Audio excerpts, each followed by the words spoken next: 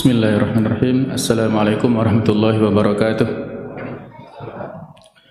Alhamdulillah wa kafa, wassalatu wassalamu ala nabiyil mustafa wa man sara ala nahjihi faqad iktafa. Asyhadu an la ilaha illallah wahdahu la syarikalah wa asyhadu anna Muhammadan abduhu wa rasuluh.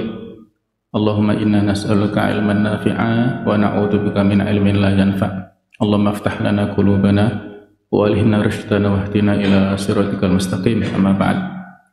Para jamaah, bapak-bapak, ibu-ibu ya rahimakumullah. Alhamdulillah pada malam hari ini Allah memberikan nikmat yang banyak kepada kita sehingga kita bisa hadir dalam majelis ilmu ini. Mudah-mudahan kehadiran kita senantiasa kita barengi dengan niat yang ikhlas, kemudian mendapatkan limpahan barokah pahala dari Allah Subhanahu wa taala. Amin. Kita teruskan pemahaman tentang masalah bid'ah ya, supaya lebih jelas ya kita dalam mensikapi berbagai macam fenomena yang ada di masyarakat kita tentang tradisi keagamaan dan sebagainya ya. Sebagai kelanjutan dari materi sebelumnya, yaitu konsep bid'ah. Makna bid'ah yang tercela dalam syariat adalah, ini sebuah makna yang muttafaq alaih ya. Bid'ah dalam syariat adalah hal-hal baru yang diciptakan bertentangan dengan kaidah-kaidah agama Islam dan bertentangan dengan teksnya atau nusus. Yang perlu kita tekankan di sini kata-kata bertentangan ya. Hal yang baru bertentangan dengan kaidah dalam agama Islam atau dengan nusus. Hal-hal baru tersebut berhubungan dengan urusan agama dan tidak berhubungan dengan kehidupan, yang mana sangat ditentukan oleh maslahat manusia dan keberlangsungan hidupnya, seperti sistem pendidikan, sistem kerja, bangunan, dan lain sebagainya. Jadi kalau dalam bab muamalah ya, antara hablum minan nas, maka al-aslu fil asya al-ibahah ya, pada dasarnya dalam segala sesuatu yang terkait dengan muamalah sesama manusia itu hukumnya boleh selama tidak ada dalil yang melarangnya. Nah, ini seluruh ulama sepakat ya tentang pemahaman ini.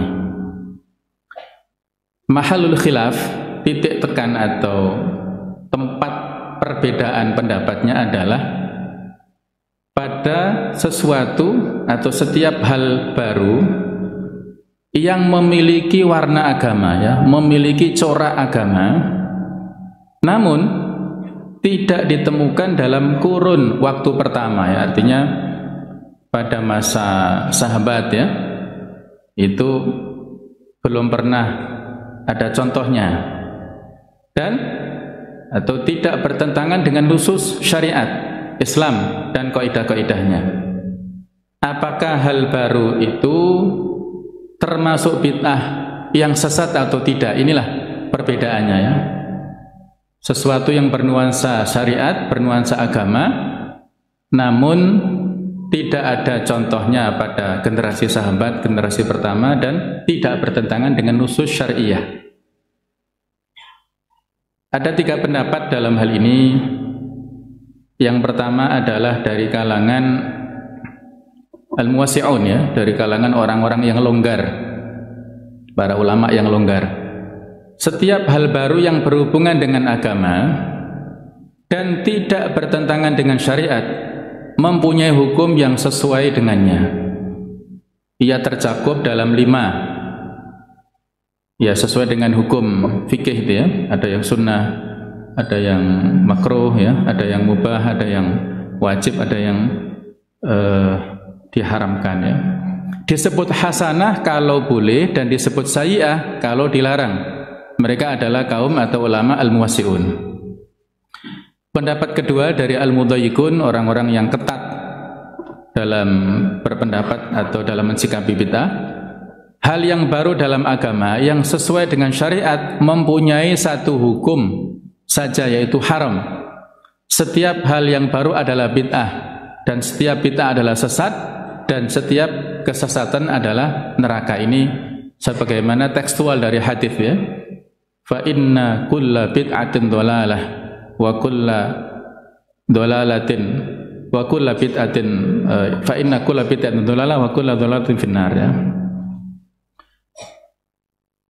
Kemudian al-muhdats kalau termasuk dalam kaidah-kaidah syariat atau ada nusus yang menunjukkannya tidak disebut bid'ah, akan tetapi diberi nama dengan hukum syar'i yang sesuai. Kalau tidak termasuk dalam kaidah-kaidah syariat atau tidak ada nusus menunjukkannya maka disebut bid'ah, maka menurutnya semua bid'ah adalah sesat. Ini pertengahan ya. Jemaah sekalian, kita coba untuk mencari ya pendapat para ulama tentang definisi atau pemahaman bid'ah ini sebagai hasanah ya, untuk memperluas pemahaman kita. Kata ulama Al-Is Ibnu Abdussalam mengatakan, mengerjakan sesuatu yang tidak ada dan tidak dikenal di zaman Rasulullah SAW, dan ia terbagi menjadi wajib, haram, mandub atau sunnah, makruh dan mubah. Cara menentukannya adalah dengan jalan menakar, mengukur bid'ah tersebut dengan kaidah syariah. Kemudian Ibnu Hajar mengatakan hal baru yang diciptakan tidak memiliki dalil dalam syariat. Sedangkan Ibnu Rajab Al-Hambali rahimahullah mengatakan hal baru yang diciptakan dalam syariat tidak ada dalil yang menunjukkan hal yang baru tersebut. Jadi di antara tiga ya definisi ini ya masing-masing ada kesamaannya, bahwa bid'ah itu tidak ada dasarnya ya, tidak ada dalilnya. Kemudian Ibnu Taimiyah mengatakan tentang bid'ah,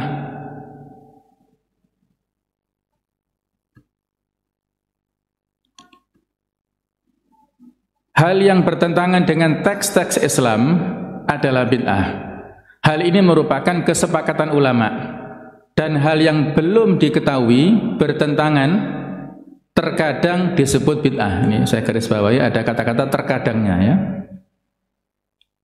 Ungkapan beliau itu menunjukkan bahwa hal baru kalau tidak bertentangan dengan nusus terkadang tidak dinamai bid'ah. Sehingga kesimpulan dari definisi di atas adalah bahwa mafhum mukhalafah, artinya pemahaman terbalik dari definisi-definisi bid'ah, menunjukkan bahwa hal baru dalam ibadah tidak mempunyai landasan, tidak disebut, tapi mempunyai landasan ya.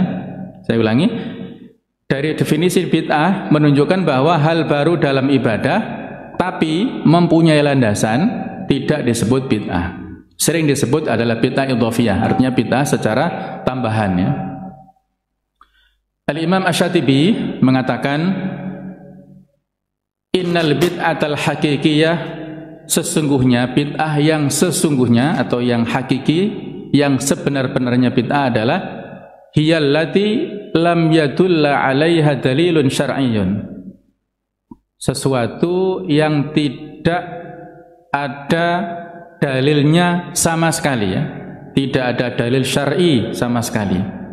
La min kitab wala sunnah, tidak ada dalil dari Al-Quran dan juga tidak ada dalil dari sunnah, wala ijma', tidak ada dalil dari ijma', wala istidlalun mu'tabarun, juga tidak ada kesimpulan dalil yang mu'tabar, yang dianggap inda ahli ilmi menurut para ulama, la fil jumlah wala fit tafsil, tidak secara keseluruhan atau rinciannya. Walidzalika summiyat bid'ah, oleh karena itulah dinamakan hal tersebut sebagai sesuatu yang bid'ah. Tidak ada dasarnya sama sekali ya, baik dalam bentuk atau dasarnya global ataupun secara rinci. Wa ammal bid'atul idhofiyah, adapun bid'ah yang masih berupa khilafiyah ya, bid'ah idhofiyah bukan hakikiyah, fahiyallati lahu syaibatani, memiliki dua sisi ya. Ihtahuma laha minal adillah. Satu sisi dia memiliki dasar, memiliki dalil muta'alliqun fala takunu min tilkal jihati bid'ah. Yang terkait. Jadi ada satu sisi yang ada dasarnya, yang terkait, maka tidak termasuk bid'ah. Wal ukhra, sedangkan sisi yang lain adalah laisalah muta'alliq, tidak ada kaitannya dengan dalil illa mithla ma lil bid'atil hakikiyah, kecuali seperti apa yang ada dalam bid'ah hakikiyah. Falamma kana al-'amalu alladhi lahu sya'ibatani lam yatakhallas li ahadi tarafaini wa dha'na lahu hadhihi tasmiyah. Ya. Maka dikarenakan mengamalkan atau melakukan sesuatu yang memiliki dua sisi tersebut, maka seorang tidak bisa melepaskan diri ya, sehingga dia tidak bisa melepaskan diri dari kata-kata bid'ah itu. Maka itulah disebut bid'ah idhofiyah. Ya annaha binisbati ila ihdal jihataini sunnah. Di satu sisi dia disebut sunnah li'annaha mustanadatun ila dalil, karena ada cantolan dalilnya. Sedangkan wa binisbati lil jihah al-ukhra, menurut sisi yang lain itu disebut bid'ah karena tidak memiliki sunnah, tidak memiliki sandaran. Karena disandarkan kepada syubhat, bukan kepada dalil yang jelas ya, kepada sesuatu yang dalil yang bisa diterima. Ini menurut pendapat beliau.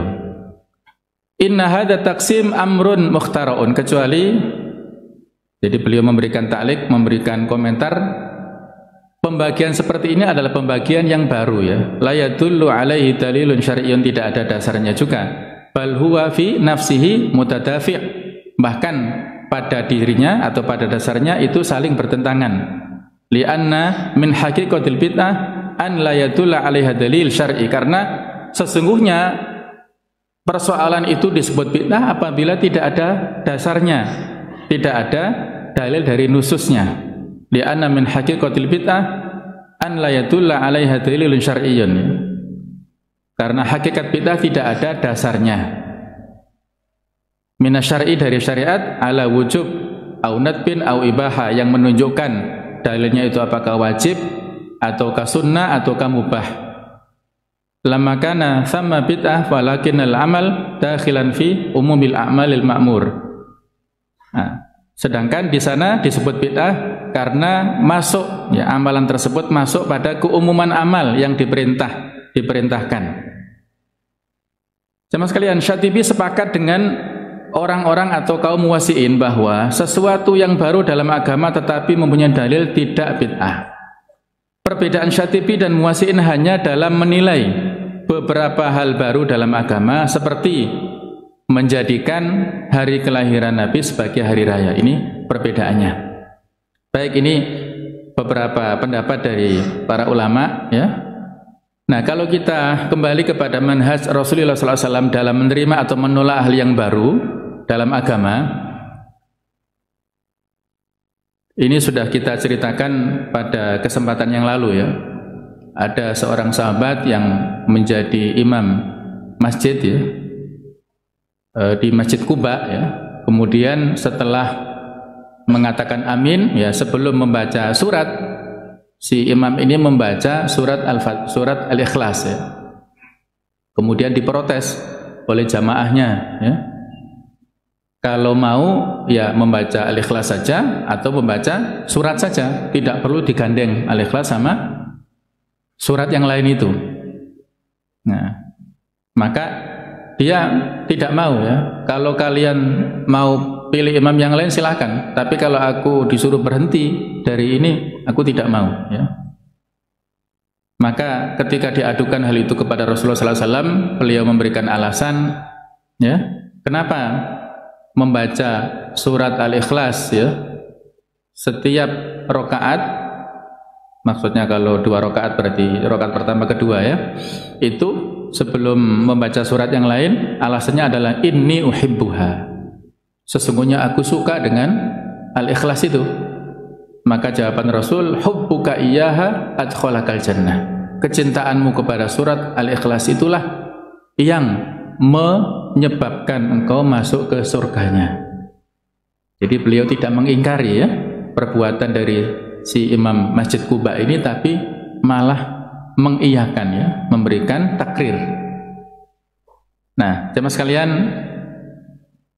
ini terjemahannya yang sudah saya jelaskan tadi. Nah, ini juga terjemahan dari apa?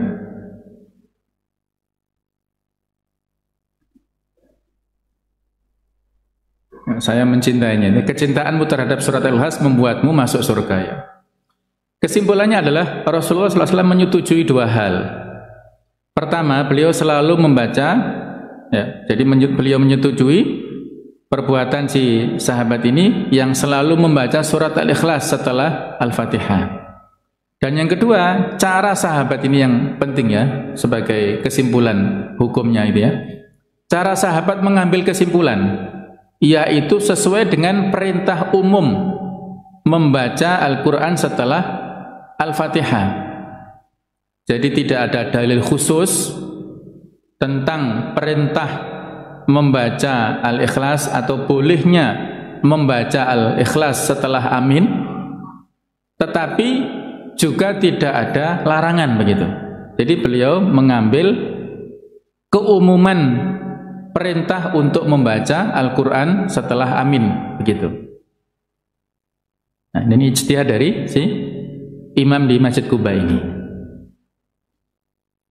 Kemudian ada beberapa contoh di kalangan para sahabat ya. Beberapa muhtasat, beberapa hal yang baru yang dilakukan oleh sahabat tanpa perintah lebih dulu kepada mereka dalam bab agama ya ini.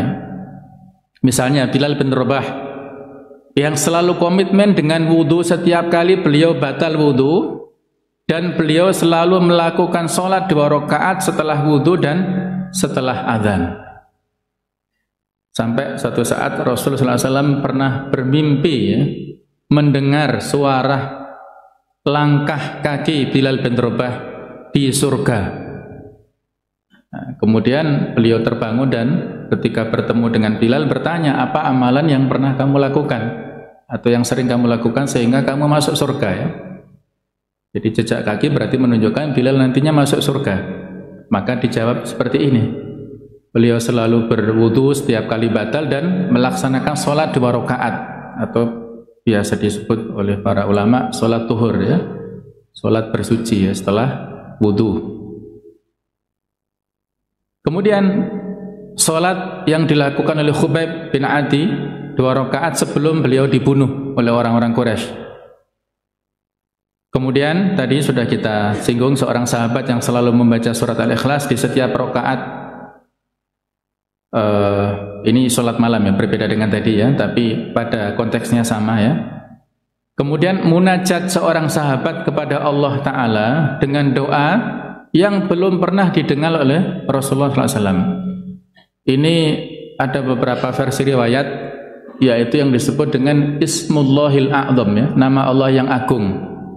Jadi di luar nama yang 99 ini ada nama-nama Allah yang agung.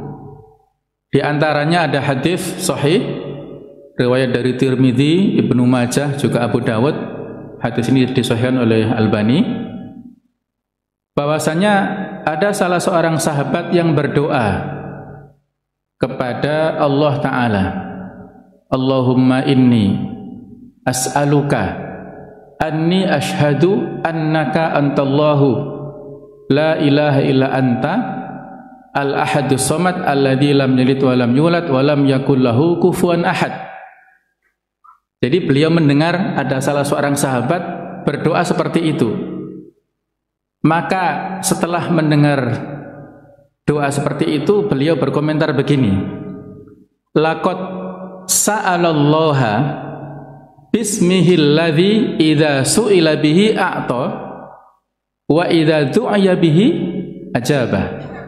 Sungguh dia, sahabatku ini, telah memohon kepada Allah dengan namanya yang apabila seseorang berdoa dengan nama itu maka a'ta, Allah akan memberikan apa yang dia minta.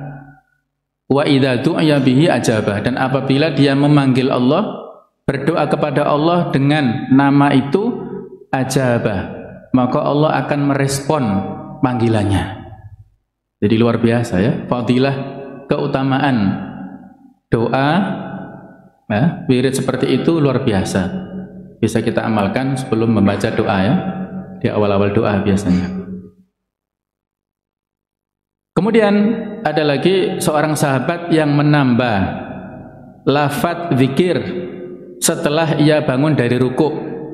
Di antaranya hadis sahih riwayat Bukhari, itu setelah salam beliau klarifikasi kepada sahabat ya, siapa tadi yang waktu i'tidal membaca Rabbana walakal hamdu hamdan katsiran thayyiban mubarakan fih.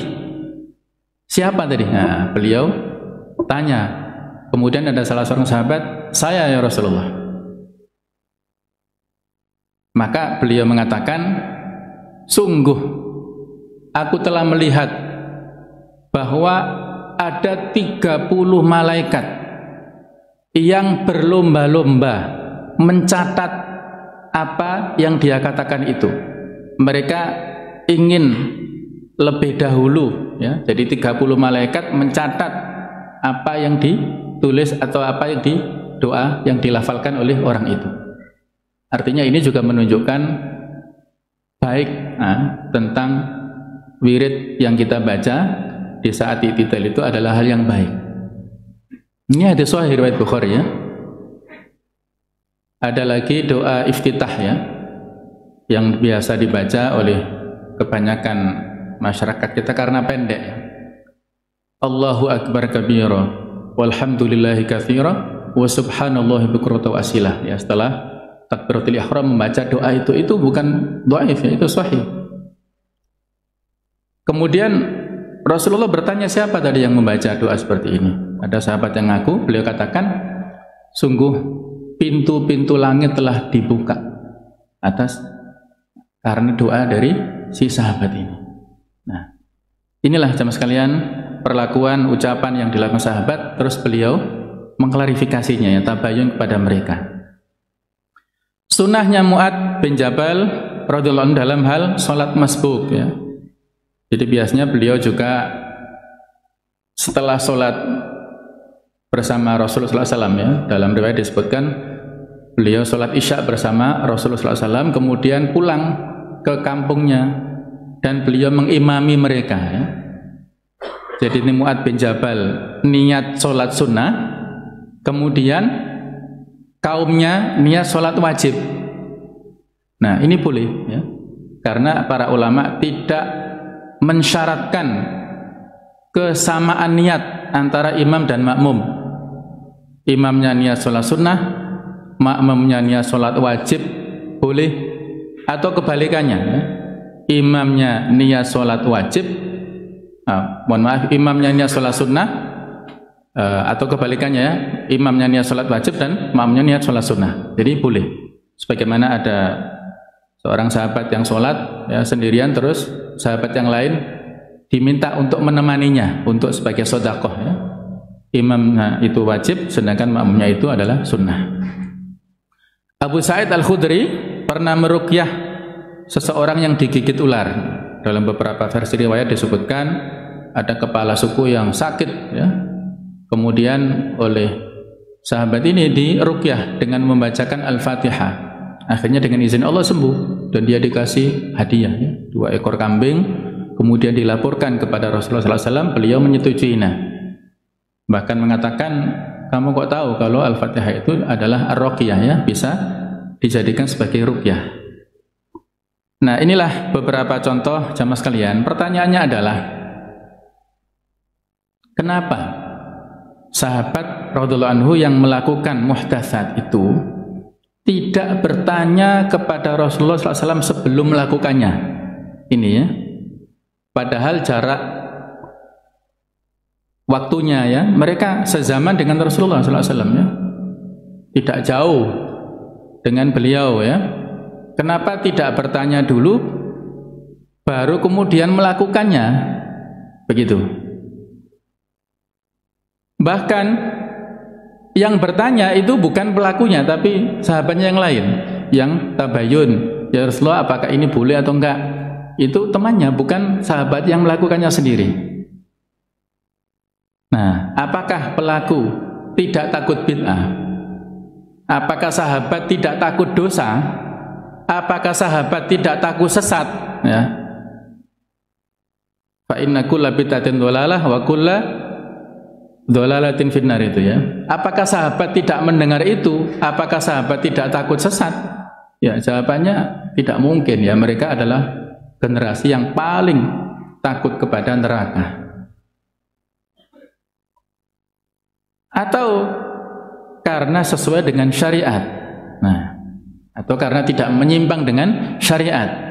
Nah, inilah ya yang saya katakan tadi mahalul khilafnya ya.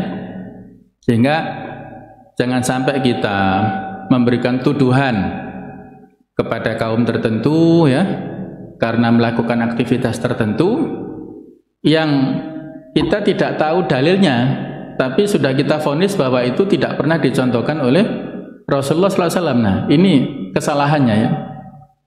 Pengetahuan kita tentang hadis terbatas ya. Kemudian tentang dalil-dalil yang lain, tentang masalah ijma, masalah qiyasnya dan sebagainya itu terbatas, tapi kita sudah berani memberikan vonis sesat atau berani vonis bid'ah kepada kaum yang lain gara-gara tidak sama dengan apa yang kita lakukan. Ini poin penting yang perlu untuk saya sampaikan ya pada kesempatan ini.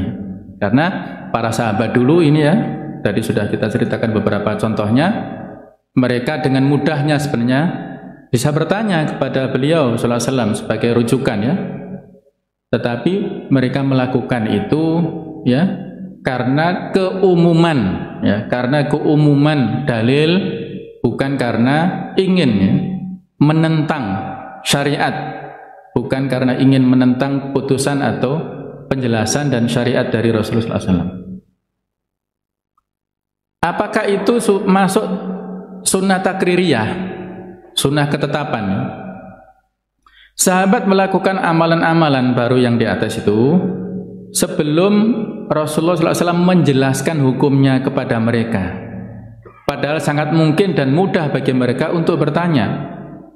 Hal ini menunjukkan bahwa sahabat tidak merasa bersalah untuk melakukannya dan tidak menilainya sebagai perkara bid'ah yang tercela. Sebab jika hal itu bid'ah, pastilah mereka akan meninggalkannya. Rasulullah SAW membenarkan perbuatan para sahabatnya dan perkara-perkara baru yang berkaitan dengan agama yang mereka lakukan. Hal ini memberikan dalil jelas bahwa tidak semua yang Rasulullah tinggalkan itu berarti haram. Jikalau tidak, sahabat termasuk hal-hal yang diharamkan. Jikalau tidak, pastilah semua perkara baru yang dilakukan oleh para sahabat termasuk hal-hal yang diharamkan. Sebab Rasulullah tidak pernah melakukannya. Kalau sudah ditetapkan oleh Rasulullah, sudah disetujui, itu baru sunnah takririyah ya. Tapi kalau sebelumnya, maka ini ya, kalau dalam masadir hukum-hukum ya, sumber-sumber hukum atau dalil agama, ini termasuk af'alus sahabah ya, perbuatan para sahabat itu. Apakah itu sebagai dasar atau tidak, ini para ulama berbeda pendapat ya. Nah, suatu saat Rasulullah SAW menolak keinginan Mu'adz bin Jabal untuk sujud kepada beliau ya. Jadi ceritanya Mu'adz ini pernah melihat ya, berkunjung ke Syam atau ke Yaman dan melihat orang-orang Nasrani sujud kepada pendeta mereka. Juga melihat Yahudi sujud kepada para pendeta, para ulamanya. Maka Rasulullah bertanya kepada Mu'adz, untuk apa mereka melakukan hal itu? Mereka menjawab, ini adalah penghormatan kepada para nabi. Aku menjelaskan, kami lebih berhak untuk melakukannya kepada nabi kami. Maka Nabi sallallahu alaihi wasallam berkata, mereka berbohong kepada nabi-nabi mereka sebagaimana mereka telah merubah kitab suci Kalau saya disuruh untuk memerintahkan sujud seseorang manusia kepada seorang manusia, maka saya akan menyuruh perempuan untuk sujud kepada suaminya ya. Lau amartu ahadan an yasjuda li ahadin la amartu ar-rajula atau az-zawja an yasjuda li zaujatihi atau li mar'atihi. Kalau seandainya sujud kepada makhluk itu boleh, maka aku akan perintahkan kebalik ya, la amartu al-mar'ata an tasjuda li zaujiha. Aku akan perintahkan istri untuk bersujud kepada suaminya. Tetapi karena sujud kepada makhluk nggak boleh ya. Dulu pada zaman Nabi Adam ya, itu adalah ya, tidak bisa kita kiaskan ya. Jadi kalau kita takzim ya, semacam-macam takzim menurut tradisi kita biasa, tapi tidak sampai sujud. Nah, keinginan Mu'adz bin Jabal ini dilarang oleh Rasulullah SAW. Kesimpulan manhaj Rasul SAW dalam menilai, menerima atau menolak hal baru dalam agama adalah kalau melihat atau mendengar yang baru, ini ya yang perlu kita contoh, beliau tidak langsung memvonis itu sebagai sesuatu yang bid'ah. Tapi beliau bertanya dulu ya, sebab kenapa dilakukannya amalan tersebut. Kemudian Rasulullah menilai apakah diterima atau ditolak, menerima yang sesuai dengan syariat, dan menolak apabila itu tidak sesuai. Nah, jadi harus ada tabayun dulu ya, klarifikasi dulu ya, ada proses dialogis ya. Kenapa melakukan itu? Alasannya apa? Kalau mereka punya dalil, dalilnya mana? Kalau mereka punya alasan, alasannya apa? Itu diperjelas dulu sebelum divonis itu adalah sesuatu yang tertolak.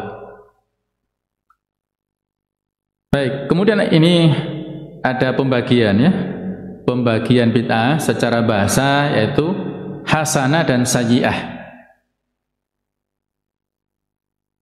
Sedangkan secara syariat bid'ah itu dhalalah. Jadi sebagaimana hadis kullu bid'atun dhalalah itu ya kita terima ya. Nah, bid'ah itu ada bid'ah hasanah, ada sayyi'ah sebagaimana komentar Umar ketika melihat para sahabat yang berdiri di belakang Ubay bin Ka'ab pada saat qiyam Ramadan ya, beliau mengatakan ni'mal bid'ah hadhihi ya. Ini adalah sebagus-bagus bid'ah. Itu adalah bid'ah lughawiyah ya, atau lughatan secara bahasa. Sesuai hukum yang 5 itu. Apakah wajib, sunnah, mubah itu adalah hasanah, ataukah makruh maupun haram itu adalah sayyi'ah. Nah, itu pembagian bid'ah secara bahasa. Sedangkan bid'ah secara syariat adalah dhalalah. Nah, dan bid'ah hasanah kadang disebut sesuatu yang sunnah. Ini hanya persoalan istilah ya, perbedaan istilah. Kaifa nata'amal ma'al mustajaddat ya, bagaimana kita berinteraksi dengan hal-hal yang baru tadi dalam persoalan agama ya. Jadi sudah kita sebutkan, para ulama sepakat ya bahwa kesempurnaan syariat Islam, Islam sudah sempurna ya, maka tidak butuh tambahan dan tidak mengalami pengurangan. Ini sudah clear ya, tidak ada masalah. Islam din yang syamil, kamil, mutakamil, yang sempurna, tidak kita tambah, tidak kita kurangi. Peringatan keras tentang melakukan bid'ah dalam hal agama, baik dengan cara menambah, mengurangi ataupun merubah. Kalau mengurangi disebut bid'ah tarkiyah ya, mengurangi sesuatu yang sunnah ya, dia tidak lakukan ya, misalnya sunnah untuk menikah ya, tapi dia pengennya membujang. Nah, ini bid'ah tarkiyah ya, tidak melakukan yang sunnah, tetapi tidak punya alasan ya, tidak ada udzur apapun. Kejadian dan masalah baru atau nawazil terus bermunculan dan tidak berakhir ya, karena dinamis ya. Persoalan ini persoalan dalam kehidupan sangat dinamis. Setiap nawazil pasti ada hukum Allah yang berkenaan dengannya. Hukum tersebut ada dalam Al-Quran dan Sunnah. Jadi Al-Quran dan Sunnah ini lengkap ya. Kenapa tidak disebutkan secara detail? Supaya sholihun likulli zaman wa makan ya. Al-Quran tidak menyebutkan secara rinci, detail, supaya tidak dianggap Al-Quran ini kadaluwarsa. Misalnya, kenapa persoalan bayi tabung misalnya ya, kok tidak disebutkan secara rinci tekstual dalam Al-Quran? Ya, yang pertama dulu belum terjadi ya. Yang sekarang baru terkenal. Mungkin 10-20 tahun lagi sudah enggak ngetren misalnya ya. Maka Al-Quran tidak menjelaskan itu secara rinci ya. Ketika dulu pada zaman Umar itu beliau pernah menjelaskan tentang kesempurnaan Al-Quran. Semua persoalan hidup ada dalam Al-Quran. Kemudian adalah seorang wanita yang bertanya, ya Rasulullah, wahai Umar, tunjukkan kepadaku kalau Al-Quran itu adalah lengkap. Tunjukkan kepadaku dalil dari ayat Al-Quran tentang tata cara membuat roti.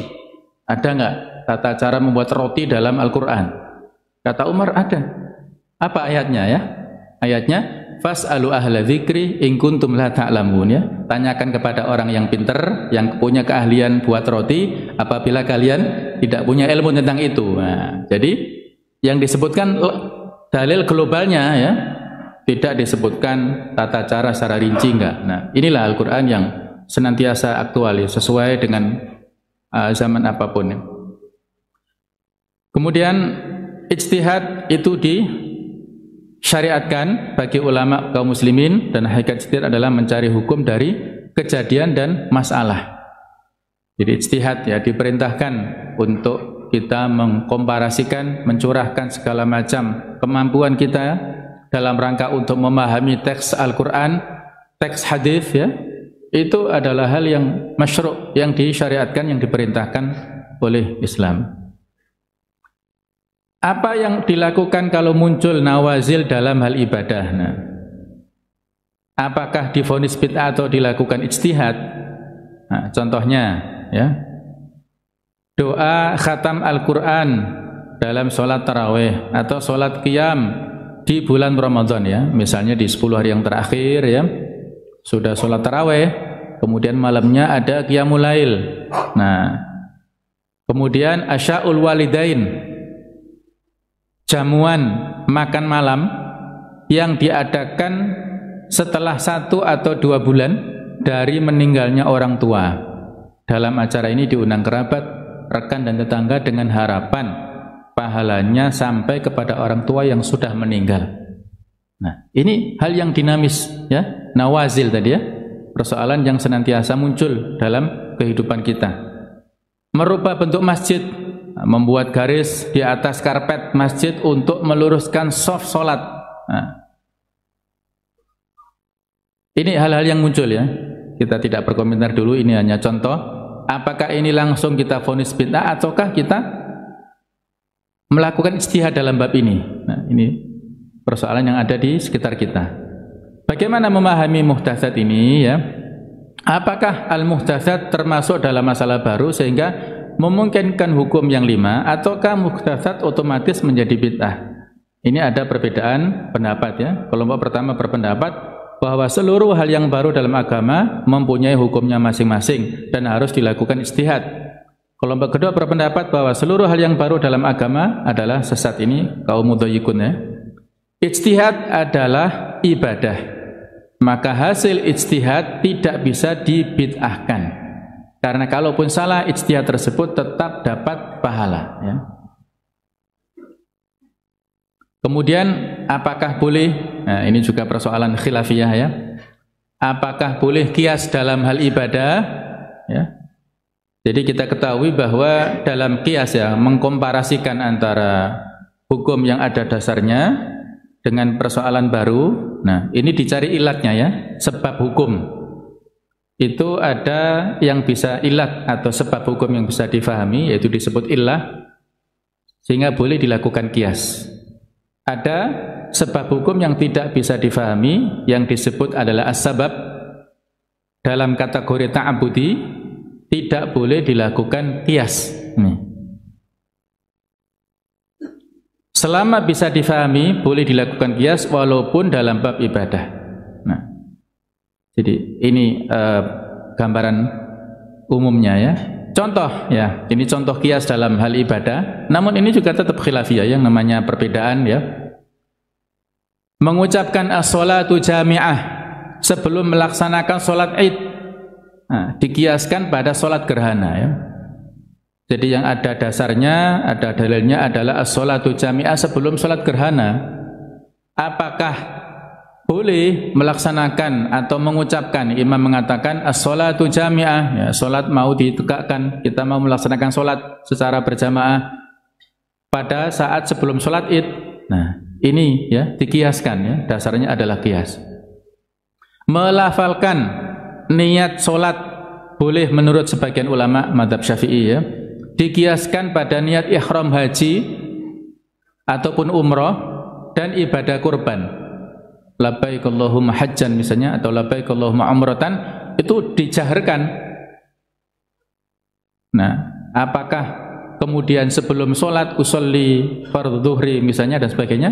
Nah, dasar yang membolehkan adalah karena dikiaskan. Nah, sekali lagi ini persoalan khilafiyah, ya. Mengucapkan salam 2 kali pada sholat jenazah dikiaskan pada sholat biasa, ya. Kalau antum sholat jenazah yang biasa dilakukan setiap kali selesai sholat fardu, ya, baik di Masjid Nabawi ataupun di Masjidil Haram, maka salam terakhir, ya, salam pada saat sholat jenazah itu 1 kali, ya.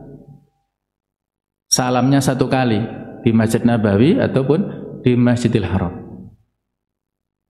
Nah, mereka yang melakukan 2 kali itu karena dikiaskan kepada sholat biasa. Nah, ini khilafiyah, ya, yang terjadi di kalangan kita. Orang yang pingsan tidak wajib mengqadha sholat, dikiaskan pada orang gila, hilang ingatan. Ya, tergantung kiasnya, apakah pingsannya dikiaskan kepada orang gila yang hilang ingatan atau dikiaskan seperti orang tidur, ya. Kalau dikiaskan seperti orang tidur, ya, maka wajib mengqadha, ya.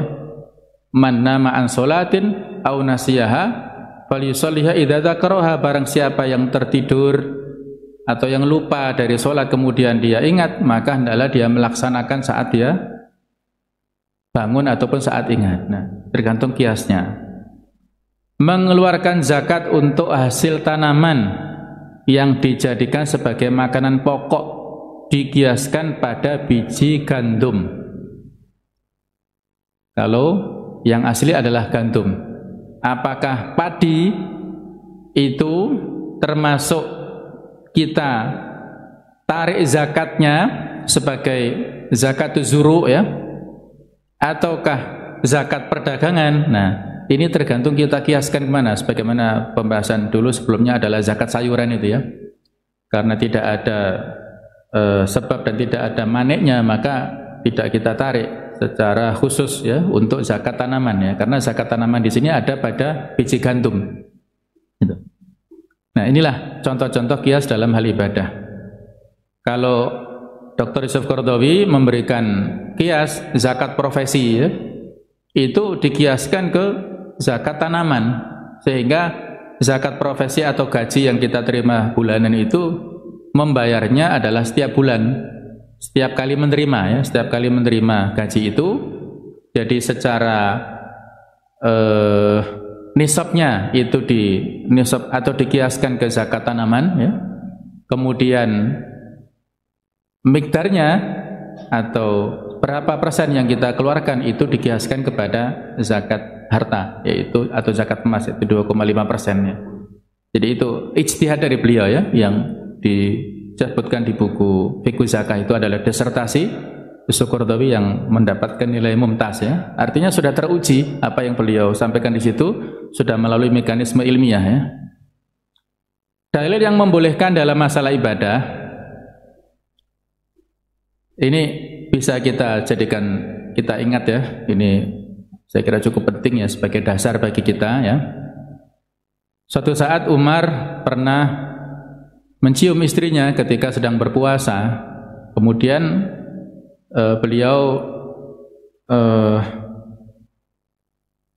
bertanya kepada Rasulullah SAW, ya, wahai Rasulullah, saya telah berbuat kesalahan besar hari ini. Ya, beliau mungkin pada bulan Ramadan, ya. Saya mencium istri padahal aku sedang berpuasa. Jadi beliau merasa ini kan muqaddimatul jima, ya. Jadi muqaddimah jima. Kalau jima saja itu nggak boleh, ya. Kalau pada saat puasa, ya, harus memerdekakan budak, ataupun kalau nggak mampu berpuasa 2 bulan berturut-turut, kalau nggak mampu memberi makan 60 fakir miskin. Nah, beliau apakah mencium itu membatalkan puasa atau tidak? Maka beliau memberikan analog, bagaimana pendapatmu wahai Umar jika kamu berkumur-kumur dalam keadaan puasa? Umar menjawab tidak apa-apa. Maka beliau menganalogkan, menarik itu kesimpulan itu, kalau begitu ada apa dengan mencium? Artinya itu juga sama, tidak membatalkan puasa begitu. Nah, jadi beliau di sini di antara kesimpulan dalam riwayat ini adalah bahwa oh ternyata analog dalam ibadah itu ternyata ada celah. Maksudnya apa? Ada celah bolehnya gitu ya. Jadi perkataan atau yang selama ini kita tahu tidak ada la qiyasa fil ibadah ya, tidak ada qiyas dalam bab ibadah. Ternyata masih ada catatannya gitu ya. Ada catatan dan bahkan ada dasar dalil yang menjadi celah kita untuk kemudian melakukan qiyas dalam bab ibadah. Nah, dasarnya ini ya. Sehingga sekali lagi itu tadi ya. Tidak kemudian langsung kita vonis ya. Kalau kita belum memiliki ilmu tentang itu ya, maka harus dengan melakukan pendekatan-pendekatan persuasif, karena kita adalah dai ya. Nahnu du'at walasna qudat ya. Kita adalah dai dan bukan hakim.